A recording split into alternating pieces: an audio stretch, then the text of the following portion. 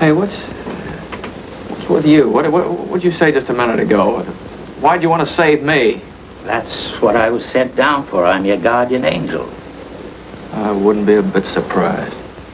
Wouldn't it be a wonderful life if we all had guardian angels to depend on? After all, it's been said that angels are strong when we are weak and help us when we can't help ourselves. Maybe that's why in these trying times, visions of angels are cropping up in record numbers. On everything from Broadway to bathroom sinks, on tattoos and t-shirts, there are angel art shows and catalogs. There are even cover angels and angel nightlights. Angel authors have sold over $10 million in angel books. It's a downright angel frenzy. What is this whole angel explosion about anyway? Many of you might have seen a lot of angels and wondering why all of a sudden are we seeing all these angels? Well, today you're going to meet average people with extraordinary stories of real-life encounters with angels. We'll even talk with a male witch who says the notion of angels is simply nonsense. There's no such thing as angels. The angel phenomenon next on Rolonda.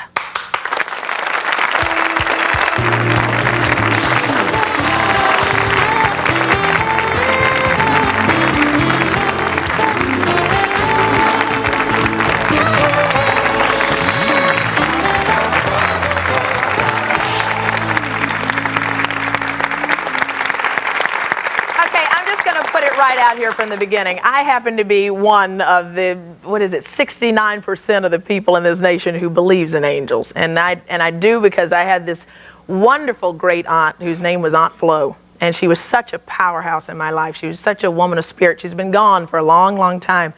And I remember it was just like last year. I was in a very difficult place, felt very alone in this big, cruel world, and I needed somebody by my side. And I was in between jobs, and I wasn't quite sure what I was going to be when I grew up and what I was going to do. And you know that lonely space that you sometimes find yourself in. And I was half asleep when my Aunt Flo showed up. And she came by in this pink gown. I'll never forget it.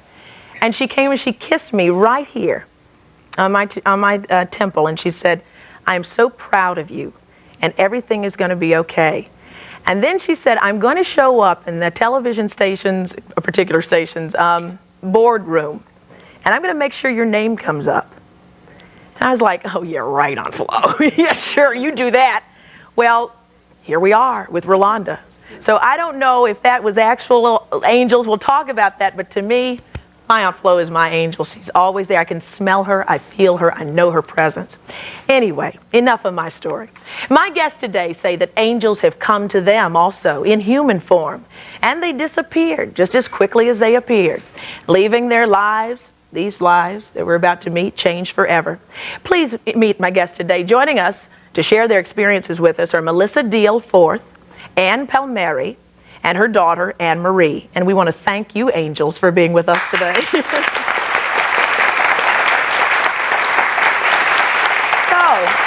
why don't we start with you? Okay. In 1981, my husband was diagnosed with leukemia, and we lived in Nashville, Tennessee, and they told us the only way that he could survive is if we went to MD Anderson Hospital in Houston, Texas. So we went to MD Anderson, where for about 8 months, we went from Vanderbilt to MD Anderson. It was almost a total of a whole year where he went under, was just pounded from chemo, and they were trying to get him in remission. At that time, they said the only way that he could survive was through a bone marrow transplant. Now they do bone marrow transplants without you being in remission. They did not do them in 81. We had a perfect match in his brother, which is a fluke in itself, because even finding a match these days is very hard. So he was a perfect match, so they kept hitting him, hoping he would get in remission so they could do the bone marrow transplant. In all of this time, he became weaker and weaker. He was, I'd say, 6'2", weighed almost 200 pounds in the beginning of his illness. And when it was throughout the illness and throughout the year, of course, he began to lose weight because of the treatment. It was... Sounds like you needed an angel very desperately then. Yeah, but it's, it's strange because at this time, I was like at his side. If any of you have ever had anyone that is ill, you know, you just concentrated on this person. So I was the type of person that I was up if a pin dropped. I was like at his side. At night when my cot was unfolded, I was like 8 inches from his bed. So tell us, how did an angel come? What happened was at 3 o'clock in the morning, this nurse came in and she said, "We cannot find Chris." MD Anderson is a pod, 360-degree pod. He was on 2 IV poles. All of us know the size of a hospital room. Somehow, I was put in a sleep that was like a coma. I was just like out. He managed to get his IV poles around his bed, get out the hospital room, around the nurse's station. This is 3 o'clock in the morning, down the hall to the chapel. Well, when the nurse woke me up, I jumped up and took off down the hall, made a left towards the elevator, hoping, you know, actually I was frantic. I didn't know what was going on. When I turned, there's chapels on all the floors in MD Anderson. I saw movement in the glass. You know how the glass pane is. So I looked in, and there he was, sitting with a young man. The chapels on hospital wards are about the size of a walk-in closet. So we got 3. They're knee to knee. I opened the door and I said, "Where are you? You know, where have you been, Chris? Everybody's looking for you. What's going on?" He looked up at me and he said, "Everything's okay, Melissa." Well, I'm looking at this guy trying to figure out who this guy is. His skin is totally white. He has not a wrinkle on his body. He has these brilliant blue eyes. The only way that I can describe him is they're like a husky. They're clear blue eyes. He happened to look up at me. In the room there was a feeling of lost in time. It was really odd. Chris said, "Please leave, Melissa, please leave." And I said, "Are you sure?" And he said, "Yeah." So I was pretty reluctant. I went on down and I told the nurses that I had found him. He was okay. How did you come to think that this stranger in the chapel was an angel? Well, 30 minutes later, here he comes with his poles. This is someone, like I said, that had gone through health-wise. But how did you think he was an angel? What made this... He told Chris he was an angel. And Chris believed him? Yeah, Chris came in and I said, "Who was that man?" And he said, "You're never going to believe me." And I said, "Oh, yes, I will," just because I would. And he said, "He was an angel." And I said, "An angel?" He said, "Yeah, he was my guardian angel." And did that angel change your life, Chris's life?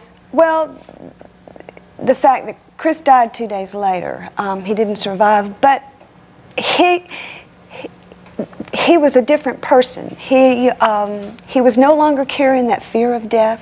He was no longer carrying that weight of terminal illness.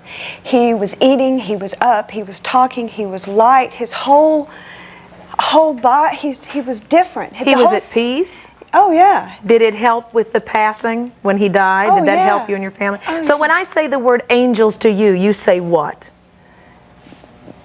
They exist. They're with us every day. And we'll be right back with more real-life angel encounters. And later on, we're also, in all fairness, going to hear from a witch who believes that these supernatural close encounters are just a figment of people's imaginations. A mother-daughter real encounter with what they say are real angels right after this.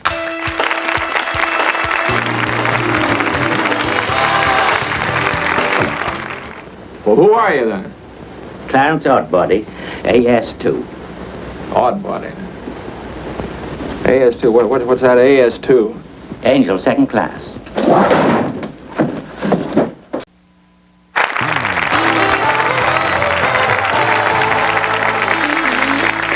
People couldn't use an angel here and there. Every day we read the headlines of violence and tragedy in the world, but today we are talking with some folks who say that amid all the madness, there are angels who do walk among us. We just spoke with Melissa, who told us the story of Chris, your former husband, who had died with leukemia, but who had an angel come and visit him in the chapel and put the family at peace as he said goodbye. Marie and Anne-Marie and Anne, mother-daughter team here. Can't imagine who you're named after, right? You say that you yourselves had an encounter with an angel. Can you tell your story, please? Well, when Anne-Marie was not quite 5 years old, she was involved in a car accident. She fell out of one car and got hit by another. And in falling, she lost the skin from her left hand and all the skin from her face. And in the emergency room, they wanted to stitch her up. And I said, no, please, I would like a plastic surgeon. And about an hour later, this very tall man came to me and said, I'm the plastic surgeon. I don't want to stitch her face. We'll put saline solutions and she'll be all right. So, you know, you're at the mercy of everyone. I said, fine. And thereafter, every morning and every afternoon, he would visit. And when he arrived, he would be like the scourge of the hospital. He'd scream and carry on. And the nurses were terrified of him, and he'd say, the saline solutions are too dry, this child is going to be scarred, I'll have your jobs for this. And they all dreaded his arrival, but he was always very nice to us. And after about a week, I noticed he always wore the same clothes: a dark brown tweed jacket, a beige shirt, a dark tweed tie, dark brown pants, dark brown socks, and dark brown shoes.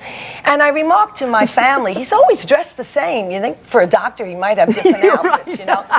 So after a while we paid particular attention. I'd say, Anne-Marie, when he comes in, let's see if he's got the same outfit on. And sure enough, he was always dressed the same. And I even sort of went near him to see if he smelled or something. But he was fine, you know? So finally, as she was going to get discharged, and I said to him, Doctor, I'd like your card because if she needs any follow-up, I'd like to come to see you. And I remember he went in his pocket, and then he went like this, and he said, I must have left my cards home. I'll bring them tomorrow. And we never saw him again. A few months after, the bills started coming in, and there were many bills: anesthetist, cardiologist, neurologist, a team of surgeons for her hip, and no bill from this particular doctor. So I went to my... That is an angel. Yeah, that, right? So I went to my pediatrician, and I said, could you please give me the name of the plastic surgeon? I'd like to see how much the bill is. And he said, well, I don't know where he came from. What? I said, well, didn't you recommend him? He said, no, I thought you recommended him. So I said, oh. And then I called the neurologist, and they said, well, what have we got to do with this? We're neurologists. And then when she went to see the orthopedic surgeons, I said, you know, could you give me the name? They said, what have we got to do with it? We're orthopedic surgeons. We don't know anything about plastic surgeons. So I was getting a little, you know, anxious about this, and I went to the hospital. And I went to the office, and I said, could you please give me the doctor's name? I'd like to get in touch with him. And she looked it up, and she said, we have no such doctor on our staff. No such doctor? So then I went up. Nobody knew this guy? No, we even saw one of the nurses. We went up to pediatrics, and I said, do you remember me, the little girl in the body cast? Oh, yes, yes. I said, do you remember the plastic surgeon? Oh, yes. She said, the one we all hated. I said, have you ever seen him? She said, no, we've never seen him since. I said, well, how did you know he was a doctor here? She said, well, we often have doctors coming up and they give orders, and we don't know where they're coming from and where they're going. And it is now 17 years later, and look we've never gotten the bill, and there's no scarring on her face. Unbelievable. Unbelievable.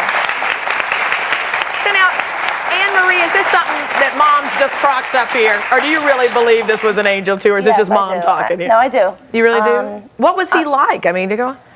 I used to remember him, you know, better now over time, because I was almost 5 when it happened. But I do remember certain things. I do remember he was a very, very tall man, and he was very kind to me. I always remember him, you know, talking to me, very, like, calm voice, and he had, like, a very florid complexion, you know, and I remember, like, his jacket. Like, he always wore the same jacket, this tweed jacket. And we often joke, and, you know, we say, does God wear tweeds? You know, we always, you know, we always joke about that. But I'm a religious person, and I feel that for some reason God had someone sent down to help me.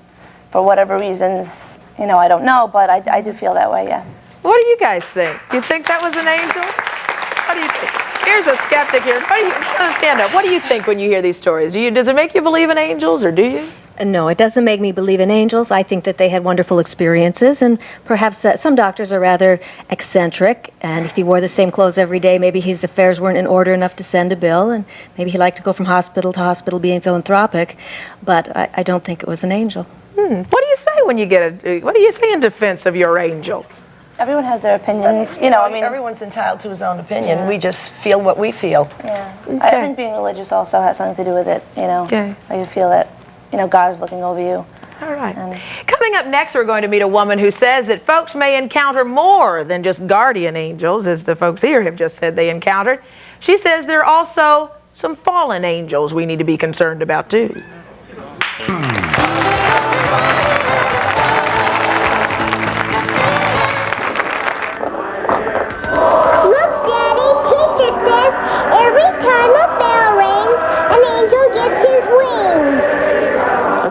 Hey, I hope you're enjoying this episode of Rolonda, and I hope that you'll subscribe and follow so many of my other activities on my Rolonda channel, including some stand-up comedy, some podcasts, some great auntie advice, and loads of laughs and lots of fun. So subscribe and stay tuned. Now, let's get back to the show.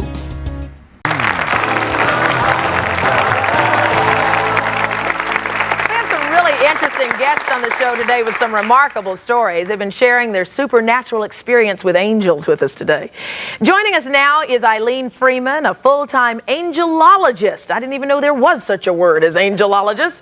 She's also publisher of Angel Watch magazine. Eileen is the owner of one of the largest collections of angels in the world. We took these shots at her house, and she's just got angels everywhere. She says that everybody has at least one guardian angel in their life, and like her, you can get to know your guardian angel, too. Look at all those angels. My goodness. Please welcome Eileen Freeman. Eileen, in just a few minutes, we're going to talk with some people who just say, this is just too much, all this angel talk. They don't believe this any more than anybody else. But you are somebody who spends your life studying angels, obviously collecting them. This is gorgeous. Tell us about what you brought with you today. Well, this is one of my favorite angels, and she is my favorite, I think, because the look of serenity on her face and the peace is something that I associate with the very first time I saw my own guardian angel when I was just a very frightened child of 5. And how did that happen? Tell us your experience. Well, I think everybody here has had some sort of fear as a child, whether it's being afraid of the dark or thunderstorms or loud noises, but I was afraid of everything, and when my grandmother died, it escalated my fears until I just couldn't bear them. And one night, it was very soon after I had been put to bed, and I was sitting up in my bed. I can still feel the cold plaster wall against my back. And the room was very, very cold, the kind of cold that you experience when you step into a walk-in freezer, for example. When I saw a light starting to grow at the foot of my bed, and as I looked at it, thinking at first it might be the hall light, it grew until I could not see the wall behind it. It was a wonderful light. I've interviewed hundreds of people who have seen angels, both for my book, for Angel Watch magazine, and because people contact me frequently. And people always have difficulty describing the light that surrounds an angel. But I say, if a diamond were made of silver and the sunlight were shining through it, that would be what I saw. And out of that light gradually emerged a figure, a human-like figure with a masculine appearance, I think just for a reference point for my sake, with eyes that were so piercing and so compassionate that just looking at me seemed to drain the fear right out of me the way infection drains from a wound. Wow. And I sat there just mesmerized, and he smiled a little at me and he said, "Don't be afraid, Eileen. Your grandmother is not in a cold grave. She's happy in heaven with God and the people she loved." And I thought about that for a minute, and it just felt right. And I remember I said, "Who are you?" And he said, I'm sorry, I always get a little emotional about this. That's okay. Even though Take it was your a long time. This is a ago. wonderful story. Go on. And he said, "I'm your guardian angel, child. Always remember, there's nothing to be afraid of." And as he said those words, he smiled again, and then he began to fade back into the light, and then the light itself gradually dissipated. And the room was the way it had been before, except instead of being cold and damp and dank, it was warm, and the air smelt like honey. And I was no longer afraid of anything. Everything. What are you laughing about up there?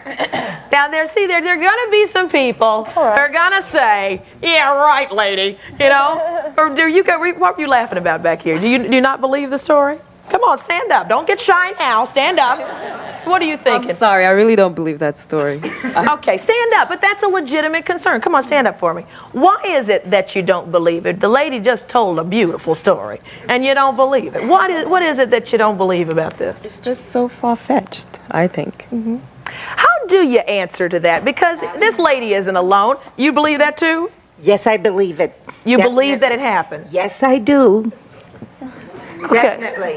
Wait, Rolonda, you know, it's very difficult to talk about these things in terms of scientific evidence.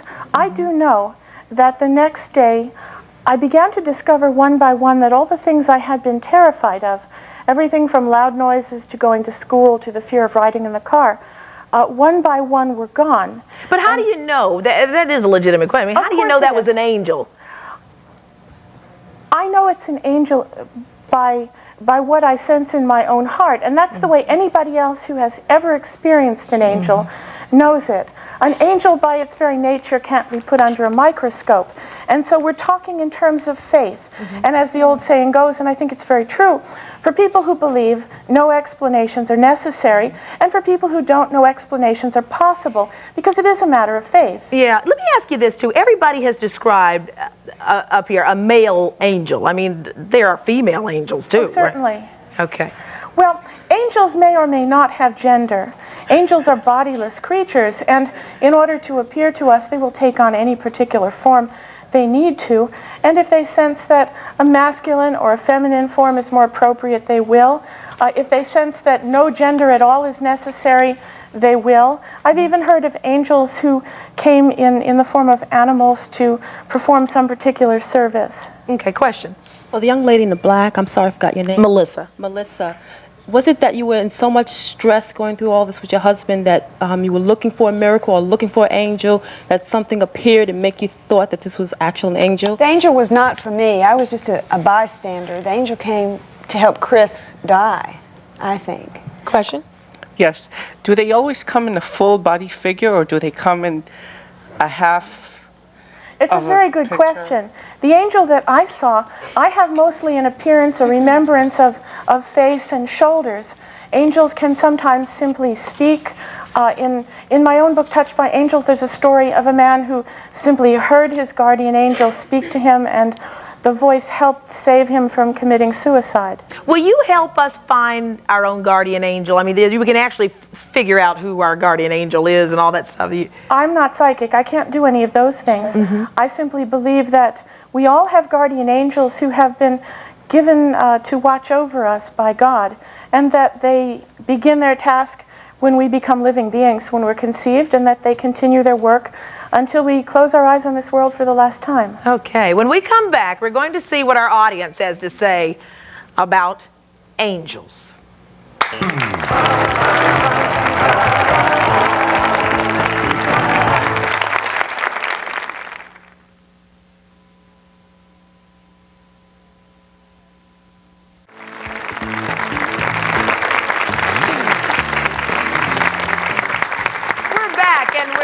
About angels and people's experiences with them. Before we, when I started the show, I told the story about my Aunt Flo, who to me is my angel. I tell you, she's always with me. But is that really an angel, or just something that I imagined that gave me comfort? I mean, how do you... Angels and humans are celestial cousins, but we're very different species. Angels aren't recycled human beings, and I don't think we have to become angels in order to achieve our full potential.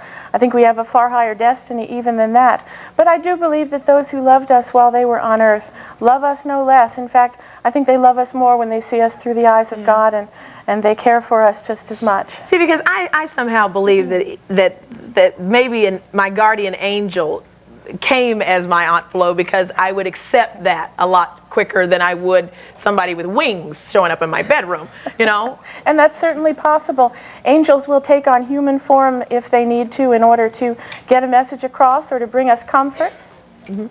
Tell me also about the fallen angel. We had mentioned that before.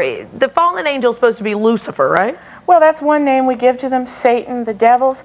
Yes, there are stories in human literature that say that at one time there were angels who decided they did not want to serve God, and that they either left or that they were kicked out, and they formed their own opposite society, as it were, that tries to do evil.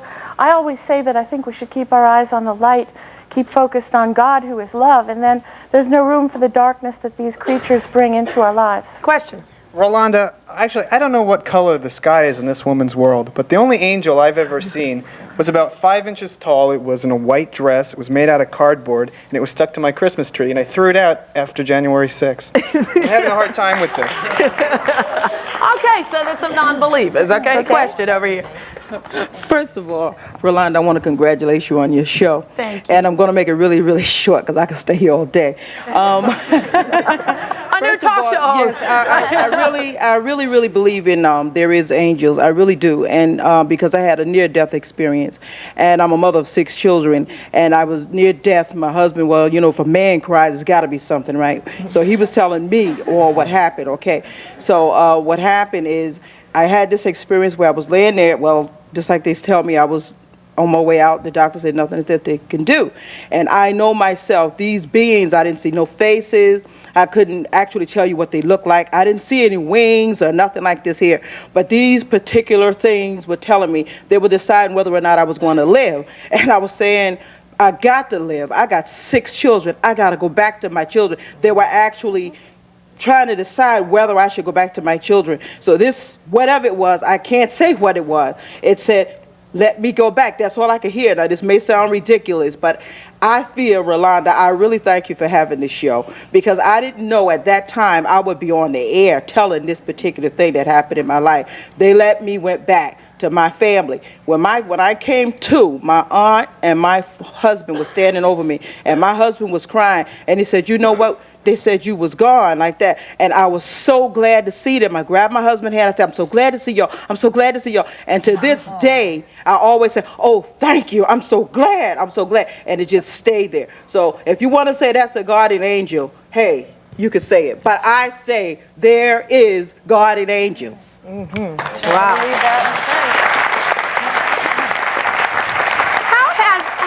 Your encounter, Melissa and Anne-Marie, what is your encounter with your first angel done for the rest of your life? Have you incorporated some of the blessings that you got from that moment throughout other parts of your life? Melissa?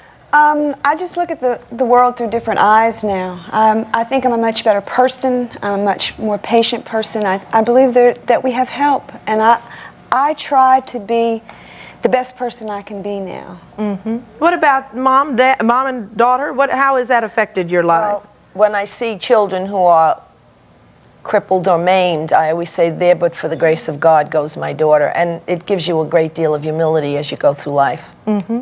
Question? I just have a statement. I really don't discount the story of this lady, but I'm amazed at how many people in the state of New York aren't aware of the probably the most significant appearance of an angel, which was to Joseph Smith the prophet, who ushered in the gospel. Joseph Smith brought in the religion of Mormonism, the Church of Jesus Christ of Latter-day Saints, and he goes through and he talked about angels. And I've never heard of anything in the scriptures in the Bible or anything that says angels have wings, but such as your aunt, there are resurrected beings that have bodies of flesh and bone.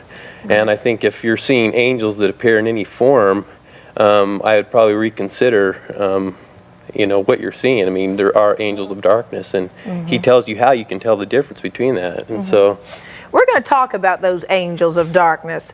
We're going to meet a witch, in fact, and a minister who both say that all of our talking up here about angels is full of malarkey. Right after this.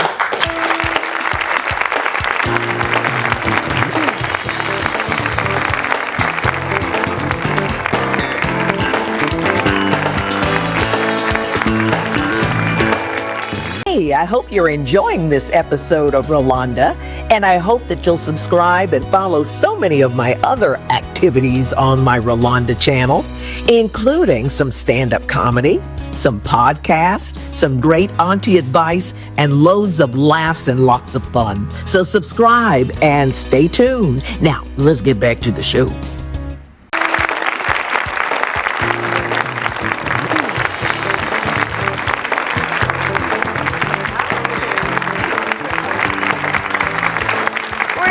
talking about angels, those creatures from heaven. The question is, though, are they really real? Our next two guests are two men who deal in the spiritual world. Dr. Forrester Church is a Unitarian Christian minister, and Vinny calls himself a witch. Please welcome these gentlemen with us. So I take it we've got differing opinions here about the presence of angels. Well, I can understand anyone having a miraculous, mysterious experience with life, because life itself is the most miraculous, mysterious thing we could ever encounter. That's true. And so, however you name it, put a name on it like angel, or just some kind of super experience in the natural, not necessarily supernatural, I believe in it. But I don't believe that angels are the characters with wings who hover over our shoulders in portraits. Now, you're a minister. Why wouldn't you believe? I mean, does that mean you don't believe in angels, or you just don't believe they look like that? I think angels trivialize, that kind of angel trivializes reality. I think reality is more powerful than that. And even as I listen to these stories, I'm not sure we're talking actually about different things, but maybe it's the way we name them, making something that is really spiritual and transubstantial too concrete. Maybe too many movies, late night videos, I'm not sure, but I take it in a more mysterious and miraculous way, not quite as concretely as they. Okay, and the man who calls himself a witch, Vinny. When I say angel to you? Okay, depending on how we look at it, I do believe there are spirits or beings that are beyond the earth plane as we see it on a daily basis. If we studied the ancient Judeo-Christian texts of the Kabbalah, there are hierarchies of angels. Are they beautiful women with wings, dressed all in white? I don't think so. Is it like in the movie It's a Wonderful Life from Guy Clarence? I really don't believe so. I do believe that each one of the ladies tonight have experienced something, and I do believe that it helped them. And if that's how they can perceive it, through their subconscious, through their psychic means, hey, that's wonderful, if it helped. Is there really a being that's an angel? My personal opinion, I don't think so. Now, Vinny, do you believe in like the fallen angel? I see you've got the devil thing on you there. No, this isn't a devil thing. What is that? This is a pentagram. It represents the 5 elements. The top point represents spirit, and God will surmount all matters. The circle is infinity, no beginning, no ending. So it's witchcraft. We're witches. So what's a witch as opposed to a devil, as opposed to a fallen angel? Okay, witchcraft is the worship of the god and goddess through nature. We do believe in one creative spiritual force, which is positive. We cannot perceive God as male or female. It has to be both, because within ourselves, everything is male and female. Okay. Even the Judaic names for God, Elohim, is a combination of a masculine and feminine prefix. Okay, and one thing that we've been talking about, those who believe in angels see masculine and female images of angels. And you say what? How do you become an angelologist? Are you certified? Well, let's how do you become an angelologist? There are certainly very few of us. I have a bachelor's degree in history of religions from Barnard College, and a master's and most of a PhD in theology from the University of Notre Dame, where I did study the subject and in some detail, not only in the Judeo-Christian and Muslim traditions, which all have very, very firm beliefs in angels, but going into the Far Eastern Asian religions, the Native American religions, which have spirit beings who in many respects are very similar to the beings we call angels. Of course, when I say angel, I don't mean beings with wings. That's simply something that we see in art. It's a way of putting in a concrete form something that is a spirit. Angels are very ancient spirits created by God, as I believe, a long, long time ago, and who are immortal beings who nonetheless do intersect concretely with us to help us. And we will continue this conversation about angels in just a moment. We're going to introduce you to a man who's like a modern-day Michelangelo or Raphael, except that this man quit his $80,000 a year job just so he could paint angels when we come back.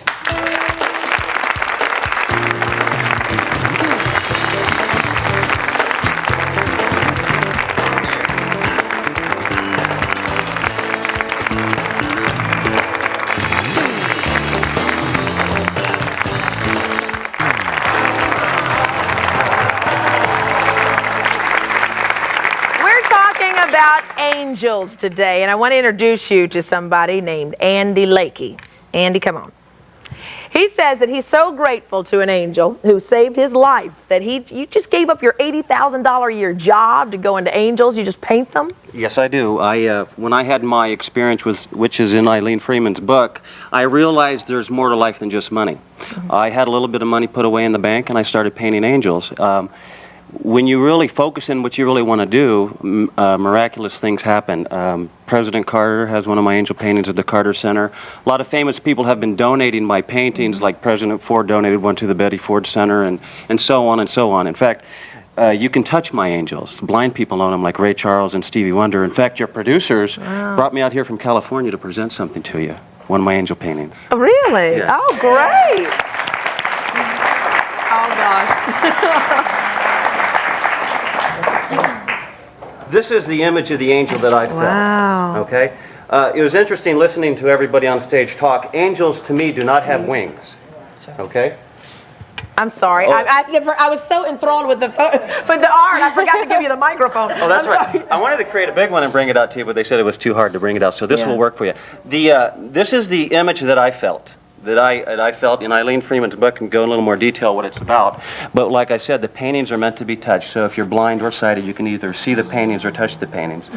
All my paintings are of this image, and the reason why I quit my job, I wanted to make a commitment to paint 2,000 individual angel paintings by the year 2000. And working full-time, it was impossible. The first year, it was very tough. Tough to make a living as an artist, but things have really become really well. All right. So you got an angel in your pocket, for sure. What happened in your life that made you just, that was your encounter with an angel? What happened as far as my near-death experience? Yeah. In January 1st, 1986, I was a recreational drug user. Like I said, I worked hard, I played hard, I partied hard, and I had a cocaine overdose. I was in the hospital with monitors on me and IVs, and I prayed to God. I prayed to God that if He let me live, that not only would I never do drugs again, but I would serve man. And what I do with my paintings, to help serve man, we donate 50% of all my paintings are given away to raise money for children. For example, the Blind Children's Center, prevention of HIV infection in infants, the Boys and Girls Club, they get a painting like this and they normally raise about $5,000 to $10,000. Wow. So if anybody out there needs money for their children, have them write your show and I'll be happy to donate a painting if I can. That's awesome. Now let me hold on to this. Now see, that's another kind of angel. I would say that's angel inspiring, for sure. What you need to do is when you put this in your home or wherever you put it, just put a little strobe light on it. These iridescent colors will come out. And it's interesting, listen to Eileen Freeman. Eileen Freeman mentioned the silver diamond with the light going through it. That's what this creates here. I felt the same thing that you were talking about. And that's the only way that I can create this image is to create it with the iridescent color. So enjoy this. Rolonda. Why? That is so nice. Thank you. You're welcome. I appreciate that. Thank you. So, we'll be right back. Thank you.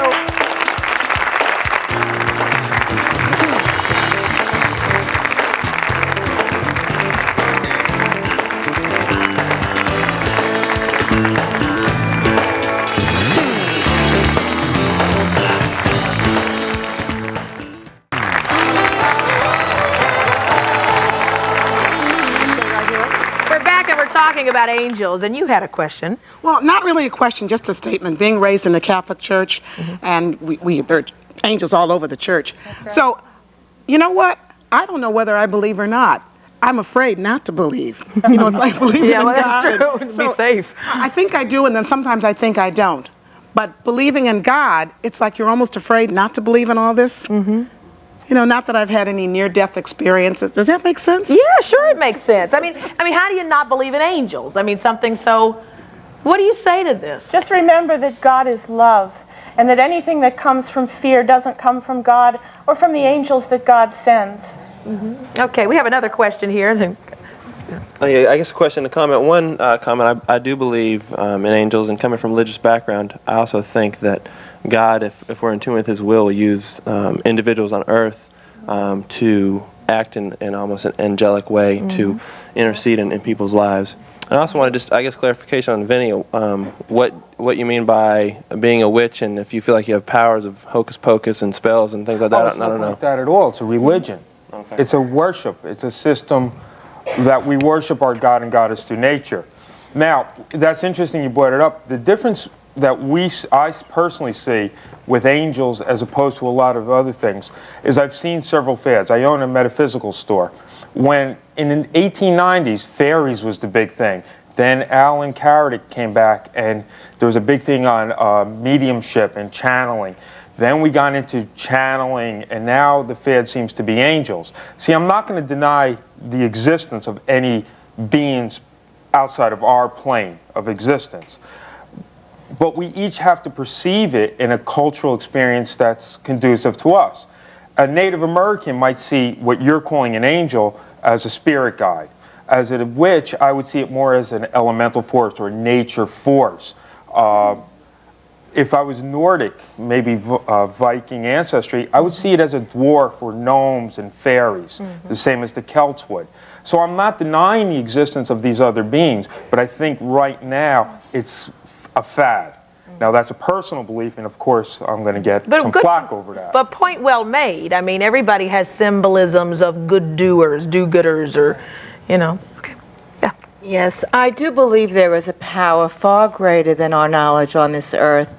I did have an encounter with the Ouija board, which I forget her name now. She's frightened of Satan, so am I, because there was something evil in my house one night, and I put myself in the hospital because of it, because I didn't know. It was a force entering my body. I took some pills. I didn't know what it was, and I wasn't crazy.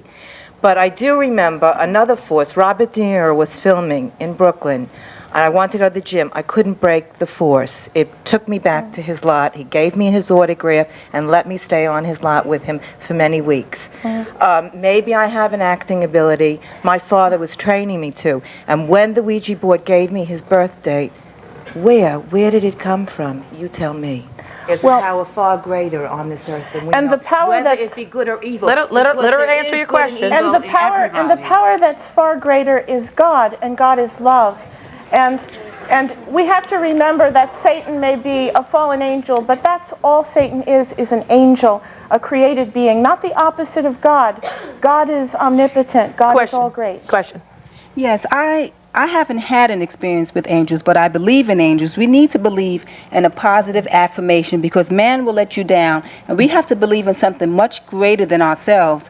And no matter what form we take, and all of you have mentioned that you believe and you've experienced something in your way, and we as audience members, we cannot laugh and hack behind you. We have to realize it is your experience, and we as individuals are going to have our own individual experiences. What you've experienced is an angel for you, and I might interpret that differently, and we have to realize that and be open-minded about it. The different experiences. One angel we might not leave out is when Abraham and Sarah were greeting the homeless who came to their door and took them in and fed them and cared for them. Those people turned out to be angels. Their lives were changed, but mostly changed by their own hospitality and kindness, not by something that came from the outside. Like living angels themselves. Yeah, I don't mean to trivialize or make any fun out of anybody's experience. However, I do believe that we know very little about the mind. We know a lot, science studied physical a lot, but there's a lot that we don't know about the mind. And I think from what I hear that there may be some mental illness around that we're not that aware of. Because so you're saying all these people that believe in angels are crazy? I think not all of them. I think a lot of them. Just some of them. We'll be right back after this.